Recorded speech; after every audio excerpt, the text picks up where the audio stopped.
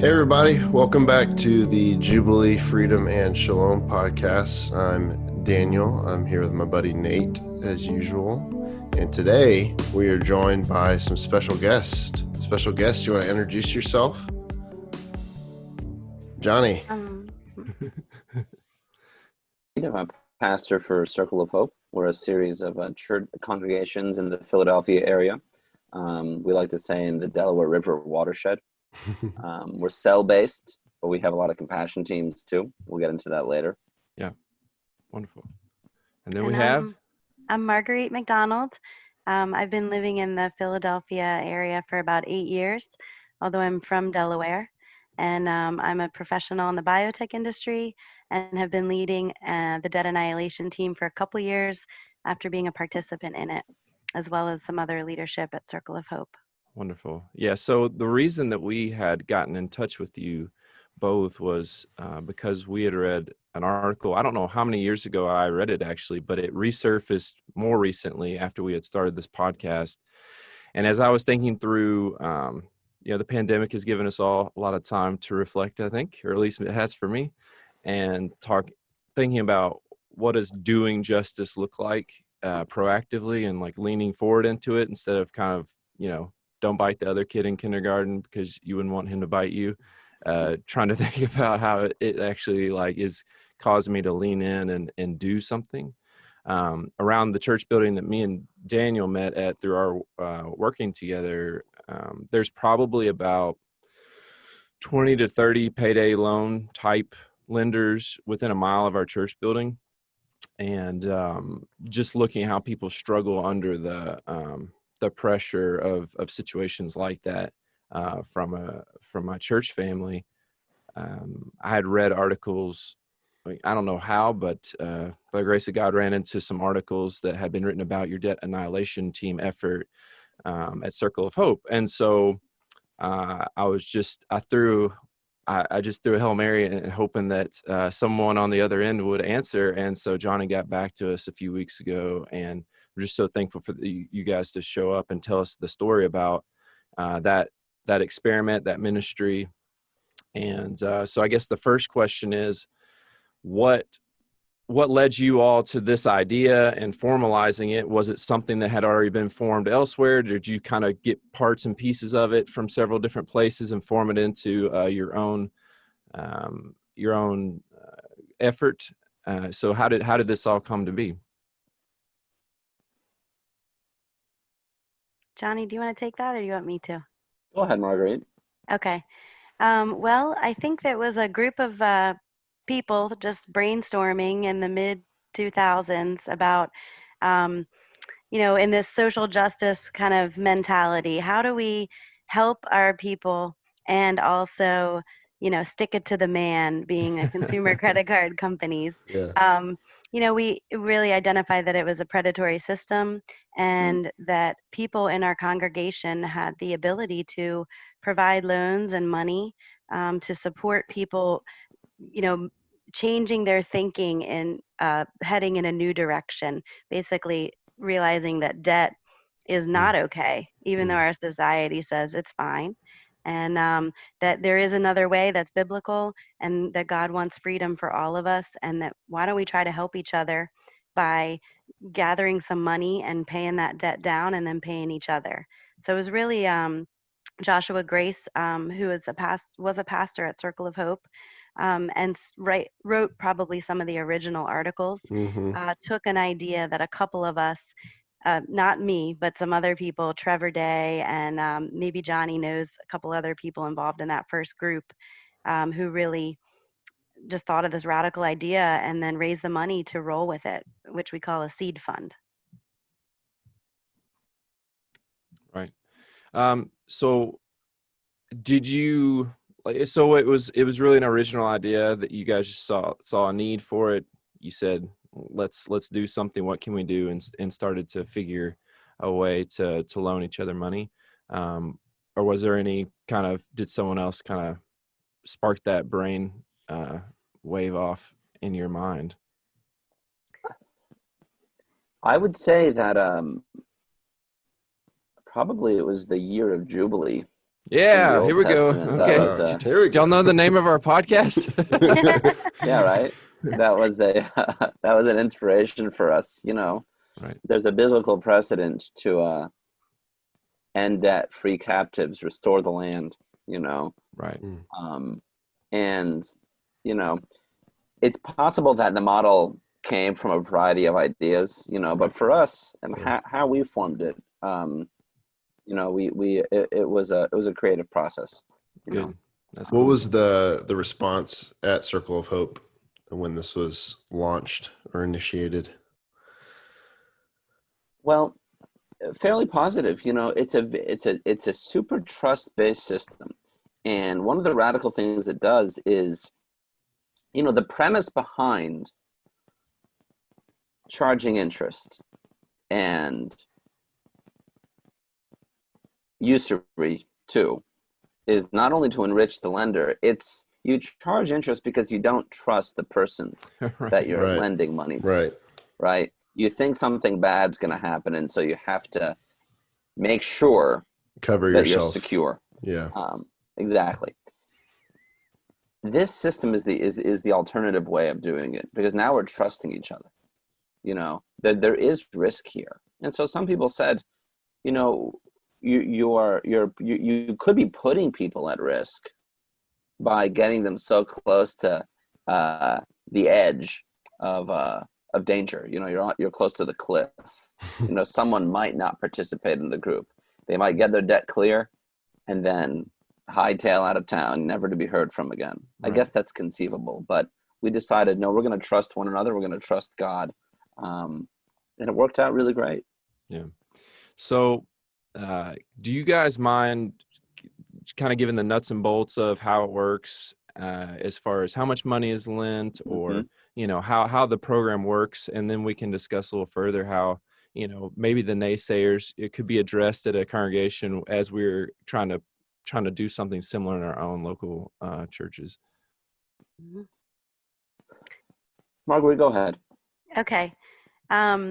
So the foundation of the debt annihilation plan is a seed fund.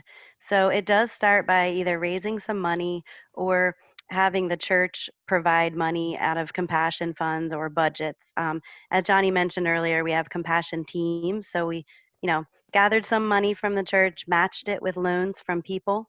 So you have to have a seed. And then from there, you gather people who have consumer credit card debt. We've been trying to extend the program to other types of debt, but that's the debt that we've been able to tackle so far. And there's really a small group of people who will have access to people's, the credit card bills, all of the information about how much debt are you in, what are your interest rates, how much do you pay in a month, all of the nuts and bolts of that. And it goes into this algorithm that I don't know if we quite have that down in an Excel spreadsheet or not, but essentially it's about how much seed do we have, how much debt do our participants have, and will the group work together and be able to pay off the debt and pay back the seed in a matter of like 2 years. So Okay. the reason why that's important is because once you form the team, that's when we start to build the trust. And we start immediately by paying off the highest interest rate or the highest debt, whatever makes sense based on the math. Mhm. And then we all start paying into each other's debt. So Mhm. everybody pays minimum payments on their cards, and they all contribute the rest to like the next debt. And we just go through the debts until they're all paid off.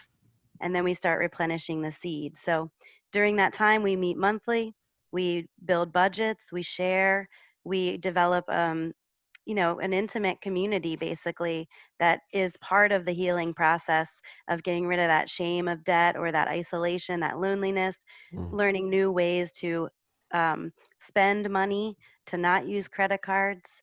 We do sign a covenant of things that we will and will not do while we're in the program. And I'm getting goosebumps right now just talking about it because it is radical and amazing. And then in the end, everyone is debt free and the seed is paid back.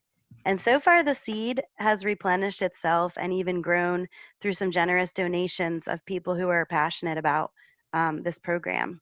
That's And beautiful. Yes, It yeah. reminds me a little bit of, I don't know if this is a national thing, so we're in pretty different places in the United States, but in our neck of the woods, there's something called Financial Peace University that's run by Dave Ramsey that a lot of churches will, go through a curriculum with. Thrivent is another Christian-based organization that does, some financial teaching.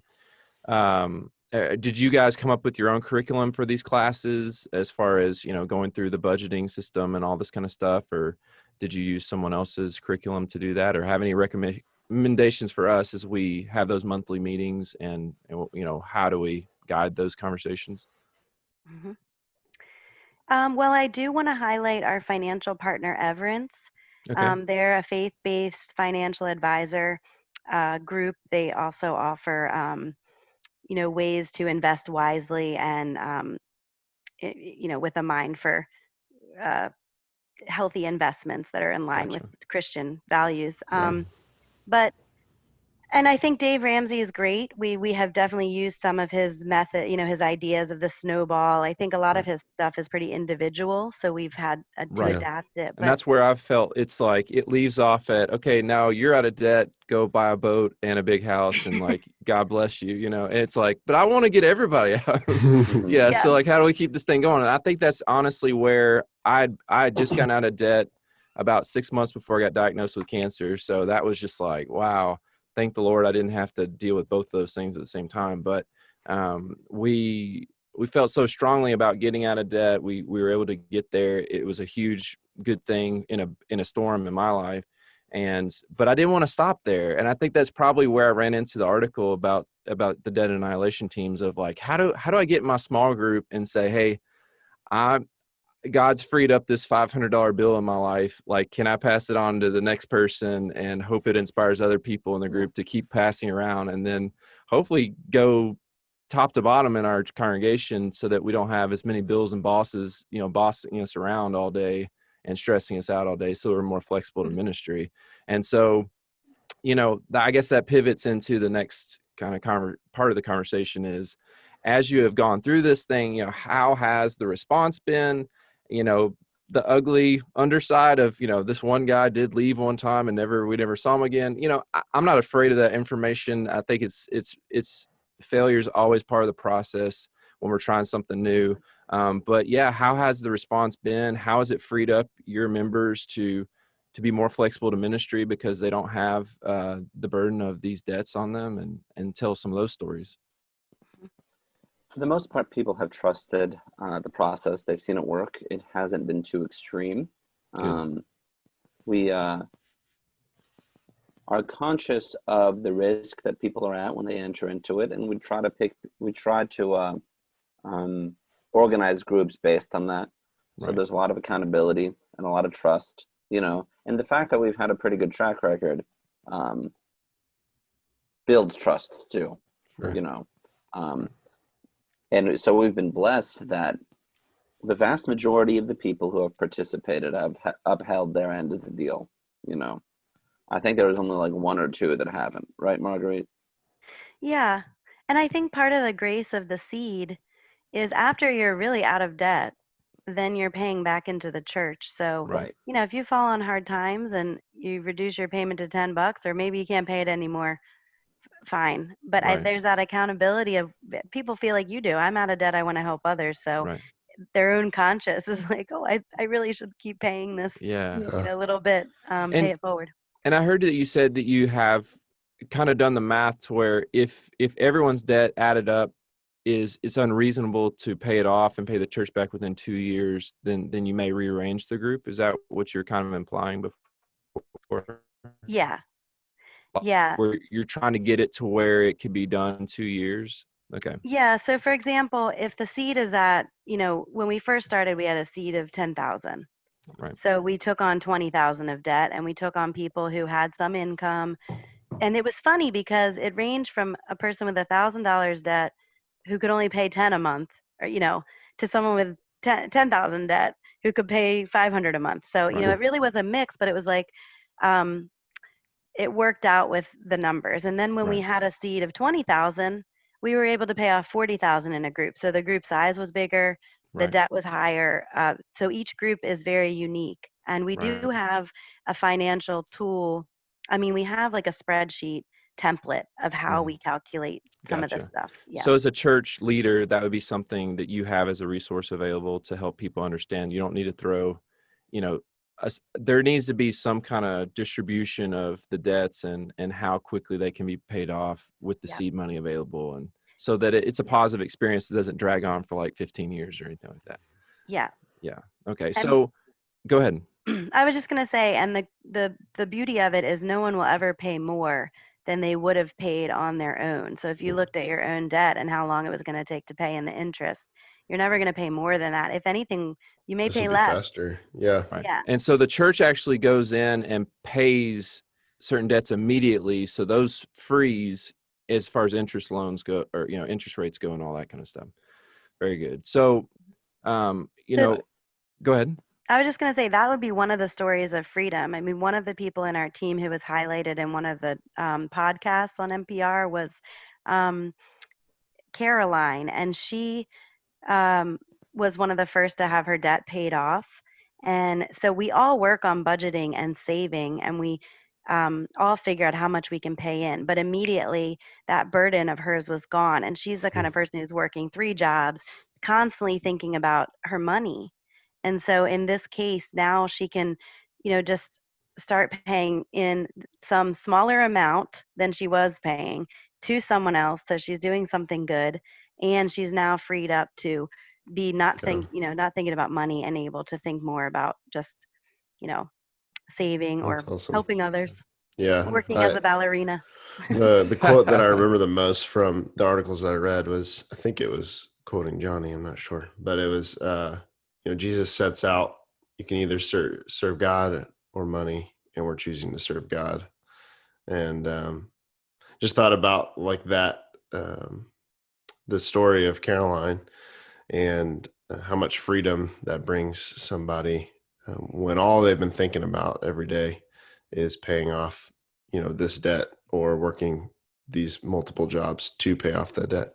One question I had was, so far have the teams all been Circle of Hope people, or has this started to reach people in the Philadelphia community or wherever the church is in Jersey? Well, So far, it's been people in Circle of Hope. We've had a lot of conversations with people nationally about the program, and so there may be different iterations that are occurring. Mm-hmm. But yeah, it is for people in our community, and it would be fine for someone, in my view, to join us, join our covenant, even with the idea that maybe they'll help me with my debt problem, Right. Because we're about freeing the captives, and Right. the credit card companies really do trap you, and when it comes to serving God or serving money, it's not as easy as a simple choice that somebody makes. Right. Because people feel enslaved, they feel stuck, they don't have another Totally. option. The debt There's is piling up. There's an episode of John Oliver's show where he talks about debt, and I'm always torn to suggest John Oliver to my to my church family. But anyways, they had some truth in there that was just, they're intimidating, they're calling people and, debt collectors and all this kind of stuff. And it was just like, it was mind blowing the amount of and even some people have zombie debt where they have paid it off and then somehow get reconvinced that they never really paid it off. And, and all this, it's terrible. And I, in my own family, I have a family member who has gotten caught up in, yeah, you're right. I did have that credit card debt back, 10 years ago. Maybe I didn't pay it off, and ended up paying someone before she talked to any of us about it, and because she was intimidated. And you're just like, oh gosh, don't do that. And I think being in a group of people where, if someone whispers a lie into your ear long enough, maybe you'll start to believe it. But to be in a group of accountability and, no, you're not a terrible human being. Like, you've gotten in this situation, we're going to work through it together, and no, you're not alone. I think is so important. And so, as you have gone through this process several times, what are, like another Caroline story maybe, but what are some of the awesome things that you've seen grow out of it, maybe the aftermath of it, that's it's coming out of these 2-year efforts? Mm-hmm. Well, something you said about accountability and support in the group, I forgot to to mention that each participant in the group has a coach. So there are opportunities for people who are not in debt to participate. And what happens is you develop this relationship with someone who you can call at any time, and they'll be Yeah. calling you, and you'll be talking about things that you may not even talk to the group about. Right. And so I think there's an example of a wonderful relationship that develops and a passing on of knowledge of, hey, we know where you are, we know where you'll be, and we're here to encourage you that you're taking a huge step to make a change, like to be countercultural. Right. And so I think that's a ministry in itself, to just walk alongside somebody and to remind them that there's a different way and an end. To the debt feeling of slavery. Right. Are those coaches a part of these the meetings? Yeah. So they're monthly you guys meetings, right? say on your website that there's 4 major pieces. So it's that there's the seed money, there's the people involved, that are in debt, there's a pastor involved, and then also a financial professional involved. And I'm assuming that Everence, or am I saying that right? Sorry, is Everence, Everence do they co-partner with you in those meetings? So I think we might have missed one critical part on that list of 4, which is the coaches. Okay. So we have the participants and the coaches. The pastor pops in occasionally, and then this financial coach, or Everence, provides a lot of worksheets that help us, like with our money autobiography, budgeting. We just lots of worksheets to understand how you spend money and how you can create a better budget. Right. So they would be really in the beginning helping both coaches and participants with resources. Right. And so have you guys found that money's kind of, on the face of it, a pretty cold topic? It's just numbers. But does it quickly reveal that there's a lot more going on there, and there's actually a lot of healing, tears? I don't know, what have been some of the experiences? And I think a lot of us think like money's just this cold subject, and talking about money at church is just like a business meeting. But I find that when we have conversations about money, it turns to tears, and I'm in a bad place, and I know I'm just doing this out of, I'm coping about it leads to other things very quickly. So has that been the experience in some of the conversations in these monthly meetings? Definitely. I mean, I was kind of saying money's a cold subject because actually money is a very emotional subject that people hide and don't talk to even their own family about. So what we see a lot of vulnerability, and I think, I can just remember one story of a person who had enrolled in the team, is not using credit cards, paying down her and other people's debt, and then, the roof needs to be repaired. That's $20,000 repair. So everybody's first go-to is a credit card. And but thankfully she had her coach, she had the team, and we had to talk to each other to say, like, what can we do? What is the alternative, to just putting it on a card or refinancing your home, and can you ask the church for some money? Can you ask your friends for some money? Can we give you some money? And I mean, that's the kind of conversation that we had over a period of our monthly dinners that didn't feel good. And even her being able to open up to say, like, I want to honor my commitment, but there's a hole in my roof and I need to do something now. What can I do? And I think that's just really where the coach, I mean, every day they were talking about what she could do. I think she ended up even picking up some side work and asking her community for money, which we these days in America, especially, we don't ask anybody for anything. We're perfectly capable. And I think that's where a lot of the tears come in, is that realizing that in order to do things in a way that is going to free you from slavery is to ask for help or to admit that something's wrong. And I think that that's very hard for people to do. Yeah. Being an island unto yourself is not the end goal.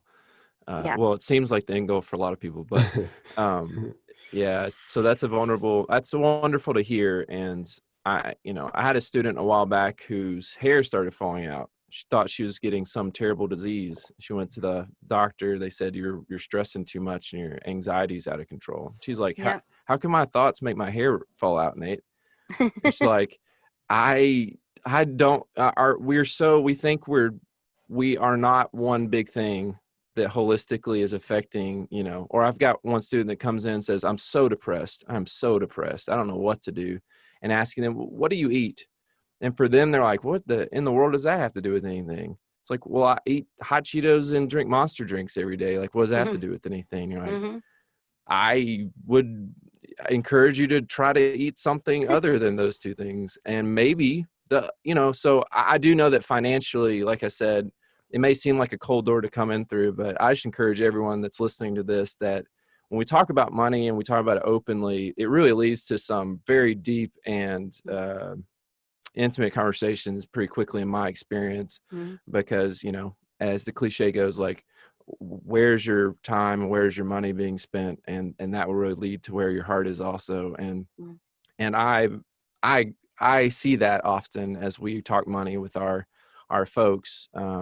But, we've done it again from that Dave Ramsey kind of personal debt snowball situation and not done it own. Gone around as a group. We're doing the class together, but we're not doing the money. Never, we don't trust each other that much, right? Yeah. And those classes are pretty stiff, and there's no actual numbers and situations being thrown around as much, right? And so, okay, so let's get into the stick in the mud church person we may run into as we're trying to, like, hey, church, like, this is something I've been thinking about.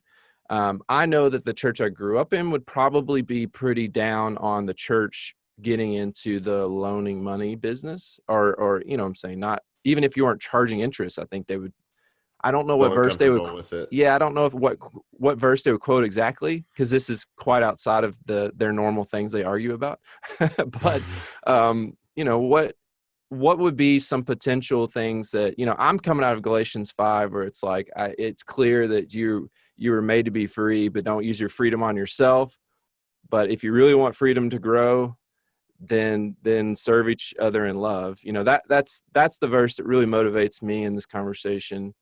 I want freedom. I know I'm not supposed to be a slave, but I know I'm also not supposed to enslave others so that I can be free. So that's like the second not good. I know I'm supposed to be free and get everyone out as well. And to make that really happen, I can't do whatever I want whenever I want.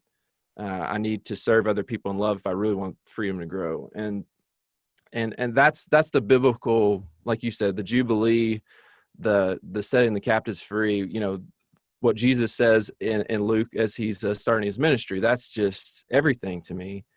And to know that he left us to do that ministry and said, you'll do even greater things. You're like, wow, okay, we're gonna give sight back to blind people. Let's do it. And that's the thing that's giving me chills right now as I say it.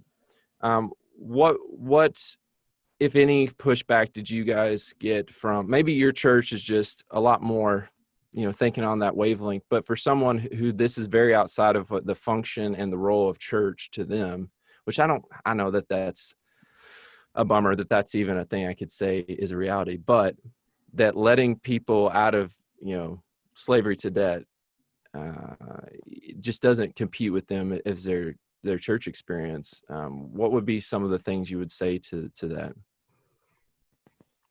Well, I mean, just try, especially if they're Christians, I'm always going to make a Christian appeal. The whole story started with freeing the Israelites from their captivity. Then you get into freeing debt in Jubilee. The Bible also talks about sin as a debt that Jesus freed. In the whole New Testament is premised on the idea that we get grace that we don't deserve because of God's abundance of love. And so when we're talking to Christians who might be suspicious of debt annihilation, some of the suspicion comes from the idea that, people are irresponsible for getting into debt. They have a character defect for getting into debt, and they shouldn't be trusted. They're going to take advantage of you. And the irony is, for one thing, the people taking advantage of us are the credit card companies. They're the ones doing that, So if you have that idea, it's curious that you don't apply it to these predatory companies. Right. But telling stories is really important. People get into debt trouble for a lot of reasons. Like my friend got into consumer debt trouble because his mom got cancer and he had to fly back to Buffalo back and forth all the time. When you have an emergency like that, you realize, life is more important than money. So I'm going to make it work as I can.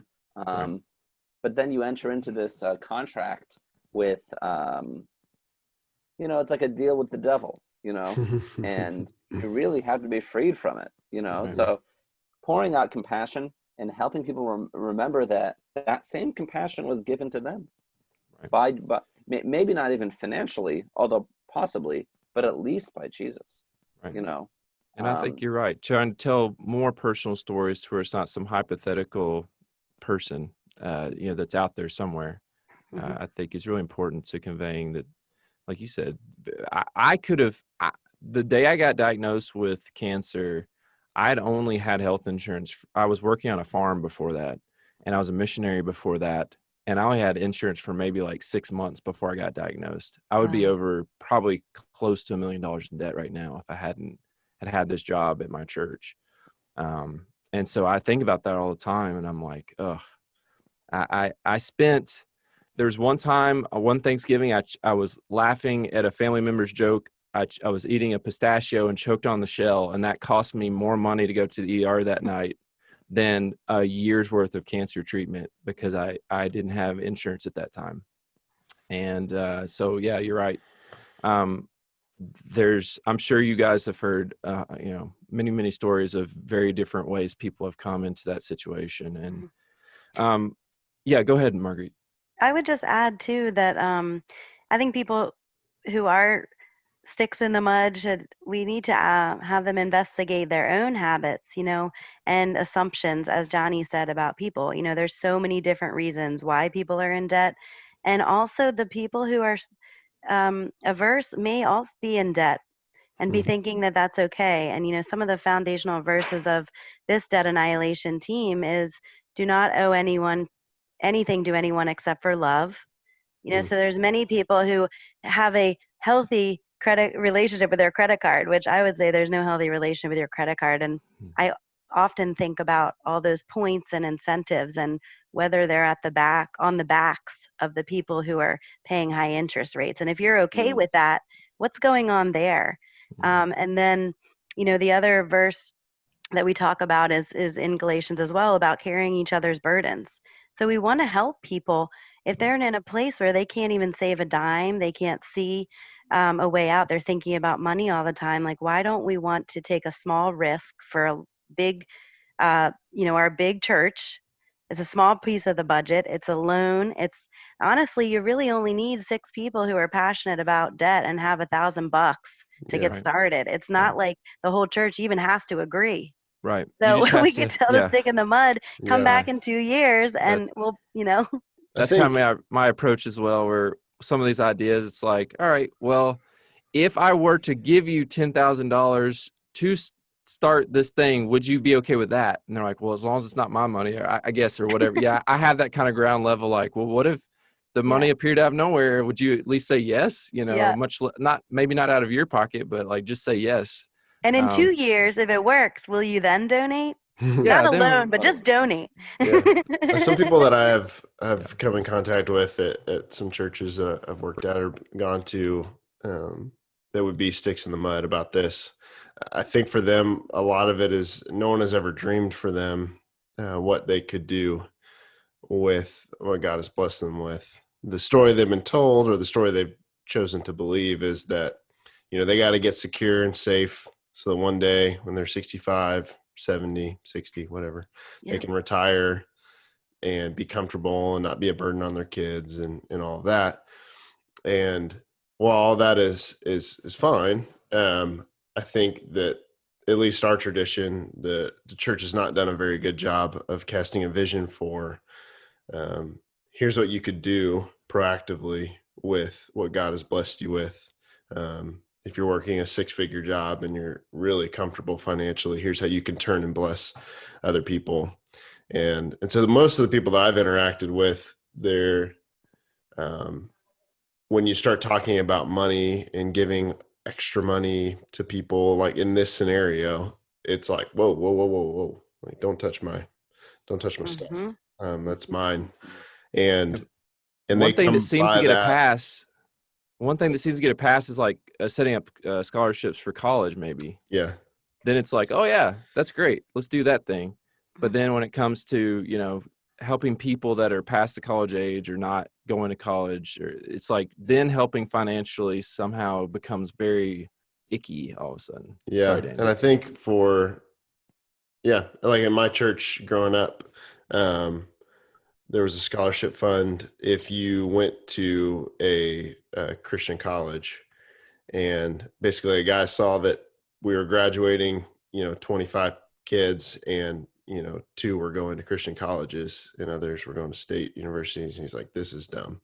And so he set up a fund, but you had to apply for it and reapply for it and keep a certain grade level. And I think people were okay with that because it was like, oh, people are like earning it and they're proving themselves, like they prove that they need it. They're doing something like going to this Christian college. I know this kid, he grew up here. Like, I'm okay with him getting some of this funding. And so I think when people don't have, like you were talking about, the stories of how it's gone, stories of who's involved, who needs the help, I think it's really easy for people to say no. Like we go to this conference called Passion Conference every year in Atlanta, and it's like 70, 80,000 18 to 25 year olds. And they always do some huge giving thing at the end, and the number is always just ginormous. And it's like one time they pass the bucket around kind of thing. Mm-hmm. And, they've done, I don't know. It's like $1 million worth of things that they'll end up doing and stuff. Cause they'll usually have some person that'll match the donation or whatever. And, when they talk about things like World Vision or Compassion International or things like that, they usually do World Vision. It's one thing to be able to say no to that, but then when they start showing faces of kids and telling stories, or a kid is on stage telling his story or her story, it's like, now I feel really bad for saying no. Mm-hmm. So I think, not to make people feel bad, but I think there's a lot of people that they just need to be, they're ready to be generous, but they need to be given a clear vision of, here's what we're trying to do, and here's the person that you'd be helping. This is not just putting some money over here. I found that, when you give somebody the opportunity to be generous, oftentimes they will step into that. Have you guys found that after this has started, after you've gone through a couple rounds of it, that people in your church are more willing to be more generous with all of your teams, especially this one, or not? It's difficult. I mean, I understand for the weaker brother or sister to incentivize their generosity by telling them a story or showing them that these people aren't so bad. So that is one strategy. But for us, in terms of raising money, it's rooted in Christian discipleship. This money isn't yours; it's all God's. We're cooperating. We're mutual. We're doing it together, and so we share our money because the Bible is full of endless warnings about how money corrupts you. Mm-hmm. And so holding on to your money and then being the purveyor of it to people that you deem are worthy of your generosity. Or calling it your money. Exactly. Like, I don't know if that's good for your soul, man. Yeah. Yeah. You know, get rid of your money, because if it's too close to your heart, it's gonna rot in there. Mm-hmm. Yeah. Um, The and only so time I've those- heard that speech is right before we're raising money to build a new part of the building, where it's like, Don't hold on to it. We need Yeah. a new children's wing. not really your money. God's just blessed you with it to bless others. And you're like, oh, are we about to build a new part of the building? Yeah. So those kind of fundraising campaigns are a good idea, but I think we need to discipline ourselves with money, Totally. regardless. You know, Totally. when you're talking about money just being a cold subject, it's a deeply spiritual subject, and it affects you, but also your community. It's all interconnected. You Right. know, in the church, in the early church in Jerusalem, at the end of Acts 2, Peter's describing a whole new economy Yeah. of sharing things in common. And I think it's the only recorded smiting in the New Testament, but when Ananias and Sapphira lie about their money, Yeah. you know, they end up dead. I mean, not to be dramatic, but Yeah. it would appear like this is a big deal. Right. Yeah. I agree. I think that Americans have a really hard time interrogating the whole country's relationship with money, Right. as it relates to the New Testament. Let me It's so tell you uncomfortable. just a small thing. I'll try to do it so quickly because I know we're coming to the end here. But in my own church congregation, we're kind of in the middle of pitching an idea, and I kind of wanted to throw it out to you all, but also just use it as an example of some pushback I'm getting.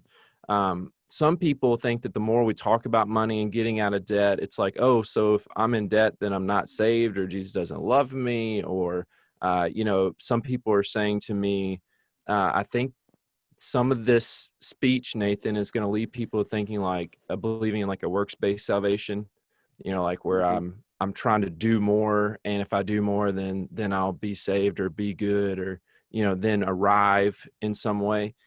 Because one thing we're trying to do right now to get off the ground at Madison is to take each student that we have, and over the course of their lifetime from 0 to 25 years old, put $1,000 aside per student per year, that would be given to them at the age of like 25, after they've gone through, a program of training and things that I think you guys do, within the Debt Annihilation Teams. But I see the Debt Annihilation Team as for the person who never got that opportunity or didn't have that great start right out of, right into adulthood, where their family or their faith family was able to support them in, buying that first house, or starting a business, or paying off some of the loans they took on for school, or and so that the church would it's kind of like reverse, it's called a baby bond is what I've seen it called, but it's kind of like reverse Social Security, or like early age Social Security, where we're gonna, every time a kid's born in our congregation, we're going to start walking this. And every year, we're going to ask those parents to check in and set, family goals and talk about money and keep that yearly $1,000 as it goes in conversation going. But what I've gotten a lot of pushback about, you're going to screw these kids' heads up and make them think that, going through this program and learning certain things, I want them to have certain worldview changing experiences before I just hand this kid, 80 grand. It would mature into about $80,000. And, I agree that having a windfall like that for some people, it could be like a gun in a toddler's hand. Like I totally understand that, but I want to walk them through a program to where they do have a totally different view of money and the world. And I'll leave those details out because it would take forever to explain it. But I am getting a lot of pushback on, don't you think that's going to make kids equate, money and doing all these checkmark things with salvation, or, Jesus loving them and a kind of a works-based salvation? Have you guys run into that conversation at all? Or I'm just in a different, I'm in a different scenario, and that hasn't really been the conversation with you all? Well, I just really want to affirm your idea first. I mean, what an amazing thought to care for your children from the moment they're born into the time when they come of age, and they have nothing. They get into debt going to college. They don't know how to spend money or budget because no one ever told them, or, their Right. parents are, Right. taking out home equity loans every day. Right. So, first, just stop there. What a fabulous idea. And when it comes to salvation, I mean, I definitely think Jonny should weigh it a little bit more there, but I feel like, um, I just think that loving care and that I see discipleship there of, hey, I want to walk alongside. I want to teach you what I know. I want to show you how God works. And you know what? If you become the prodigal son, you waste the 80 grand. Oh, well, there's going to be 9 out of 10 who don't. And I think, there's, Right. even if 50% do, I feel like it's still worth it because you would learn. It might be 15 years later, but you'll be like, man, God Oof. gave me 80 grand and I Yeah. really, that's Yeah. valuable too in my mind. I Right. mean, Well, the And whole the story of the prodigal son has affected a lot of people's lives. So maybe we'll just retell that story yeah. and just share, like, maybe that will be the guy that's teaching, or the girl that's teaching the class, going, hey, I bombed. I didn't do what I should have done with this money. And I'm begging you guys to take this seriously, to look at what you could do, and avoid these potholes and these traps that have been laid out for us in society. Because I want you to go far, and I want you to serve the Lord unhindered. And And that's my true hope in the hope trying to do also it. is that the people that you end up graduating and giving the money to will turn around and go fix the potholes. Yeah, The maybe money. that too.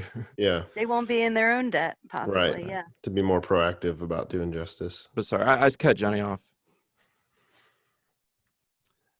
What were you gonna say, Jonny?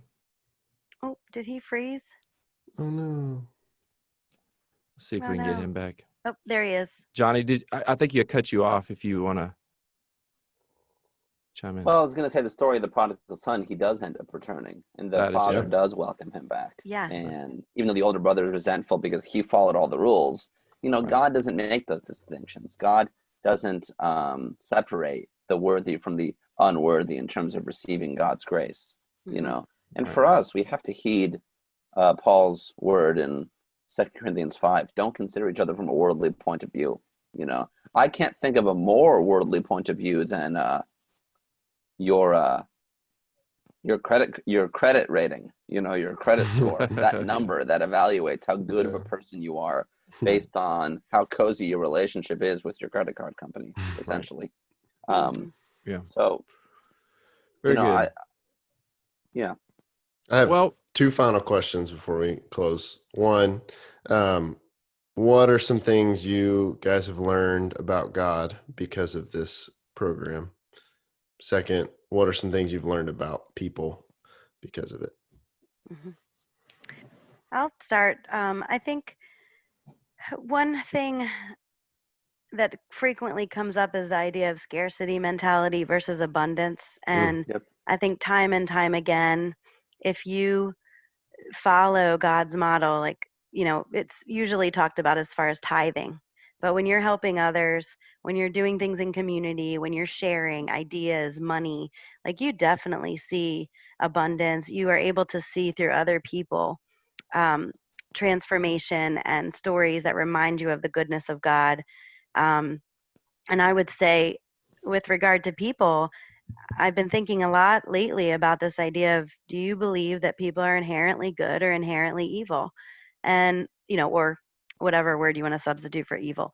And I think through this process, we see that people are inherently good. People don't just run away. They become transformed.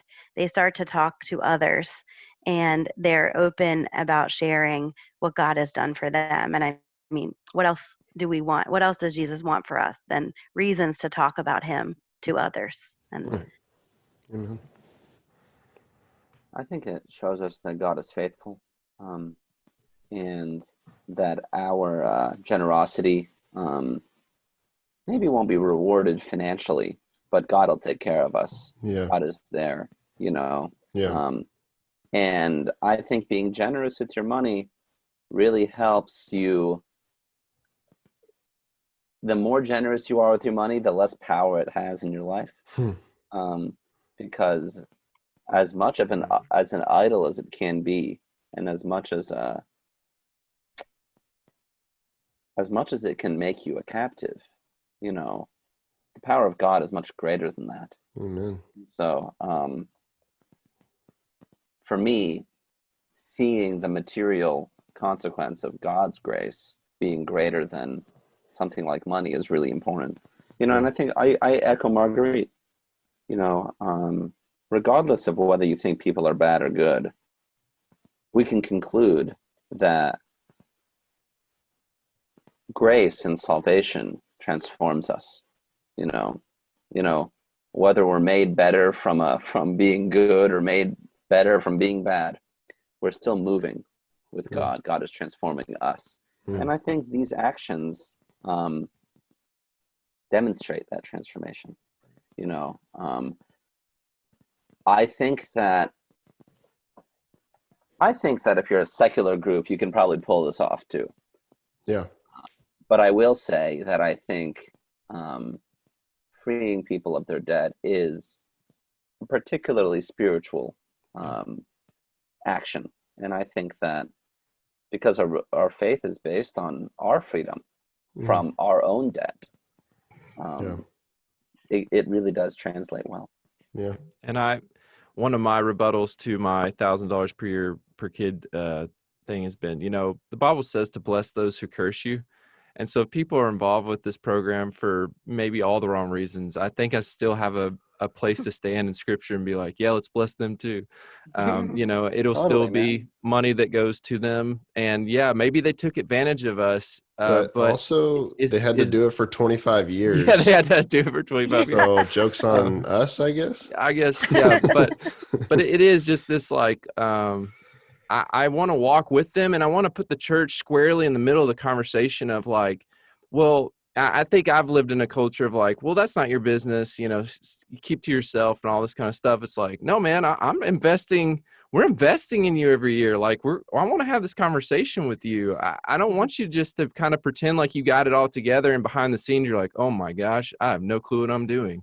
No, I don't want you to feel like that. And I want at least on a yearly basis, us to be having open, honest conversations about something that most of our lives revolve around, which is going to find money so that we could go pay the bills that, you know, we have. I mean, whose life I don't know anyone whose life doesn't revolve around that. So why wouldn't we just try to attack that thing so head on?